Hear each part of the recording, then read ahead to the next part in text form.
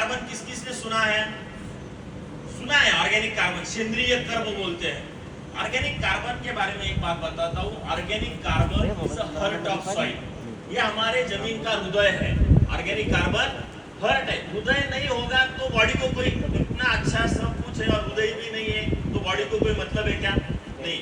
वैसे हमारी मिट्टी बहुत अच्छी है, लेकिन ऑर्गेनिक कार्बन 0.3, 0.2, 0.5 ऐसा ऑर्गेनिक कार्बन रहा। तो हमने जो तत्व दिए हैं, जो भी तत्व हम देते हैं, डीएपी से हो, यूरिया से हो, पोटैश से हो, वो तत्व वो पौधा ले पाता नहीं है। अभी प्रॉब्लम क्या है किसान का? बहुत ज्यादा फर्टिलाइजर का इस्तेमाल करता है, लेकिन दिया हुआ फर्टिलाइजर पौधा उठाता है कि नहीं, इसके ऊपर कोई काम करता नहीं है। मेरा मतलब और मेरी लेक्चर का सबसे इंपॉर्टेंट पॉइंट यही रहने वाला है कि हम जो तत्व जमीन में देते हैं, वो तत्व ज्यादा से ज्यादा पौधे ने उठाने के लिए हम क्या कर सकते हैं? हेलो, पौधे ने उठाने के लिए हम क्या कर सकते हैं? इसके ऊपर हम ज्यादा से ज्यादा बातचीत करने की कोशिश करेंगे। लेकिन क्यों? अभी हम दे रहे हैं लेकिन पौधा नहीं उठा पा रहा है। पौधे को उठाने के लिए टेम्परेचर कैसा होना चाहिए, मॉइस्चर कैसा मेंटेन करना चाहिए, इरिगेशन सिस्टम कैसी होनी चाहिए, फर्टिलाइजर का फॉर्म कैसा होना चाहिए, मिक्सिंग कैसा करना चाहिए, कौन से स्टेज में कौन सा फर्टिलाइजर जाना चाहिए, कौन से फर्टिलाइजर के साथ कौन सा माइक्रोन्यूट्रिएंट जाना चाहिए, ये जो प्रैक्टिकल बातें हम आपके साथ करने की कोशिश करेंगे। नेक्स्ट। अभी ये जो स्लाइड सबको दिख रही है, पीपीटी सबको दिख रही है, ठीक से दिख रही है पीछे? ओके। हमारे मिट्टी का 4 भाग से डिवाइडेशन होता है।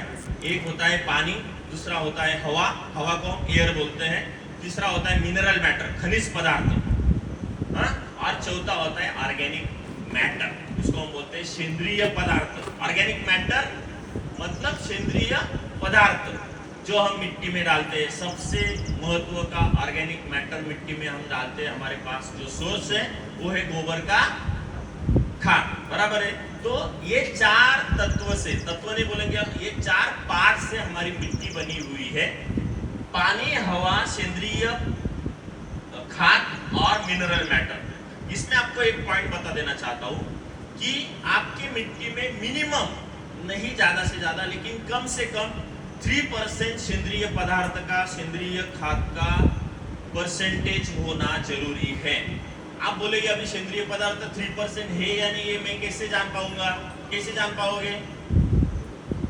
कैसे जान पाओगे?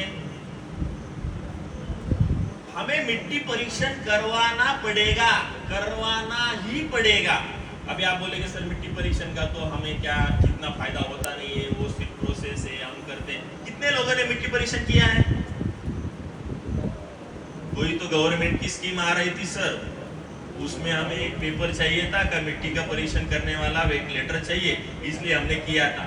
मिट्टी का परीक्षण किया, उसके हिसाब से कुछ फर्टिलाइजर मैनेजमेंट किया, ऐसा कोई करता नहीं है। लेकिन मैं बोलता हूँ एज ए सॉइल साइंटिस्ट, मैं मृदा विज्ञान का शिक्षित एक आपके सामने खड़ा होने के कारण मैं आपको बताना चाहता हूँ कि नहीं 1 साल में, नहीं 2 साल में, कम से कम 3 साल में एक बार हमारे मिट्टी का परीक्षण होना चाहिए। जैसे हम बोलते हैं देखो कि हमारी बॉडी चेकअप करनी चाहिए, हर 2-3 साल में बॉडी चेकअप होनी चाहिए, ब्लड चेकअप होना चाहिए। कब क्या होगा या हमारे बॉडी में क्या कम है, क्या ज्यादा है, हमें कब समझ में आएगा? जब हम ब्लड चेक करेंगे। वैसे हमारे मिट्टी का भी परीक्षण होना चाहिए और उसके साथ साथ पानी का भी परीक्षण होना चाहिए।